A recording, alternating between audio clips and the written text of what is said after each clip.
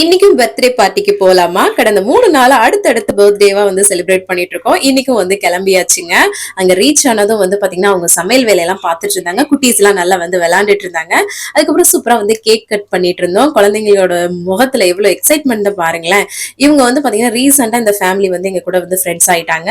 ஒரு 5 ஃபேமிலி இப்போ எல்லாமே சேர்ந்து செலிப்ரேட் பண்றோம். ரொம்ப சந்தோஷமா இருக்கு. அதுக்கப்புறமா கேக் கட் பண்ணி குடுத்தாங்க. எல்லாருமே நின்னுட்டு அழகா சாப்பிட்டுட்டு இருந்தோம். ரொம்ப சந்தோஷமா பேசிட்டே அதுக்கப்புறம் பாத்தீங்கன்னா கிஃப்ட் எல்லாம் கொடுத்து கொஞ்சம் போட்டோஸ் எல்லாமே எடுத்ததுக்கு அப்புறம் டின்னர் தாங்க.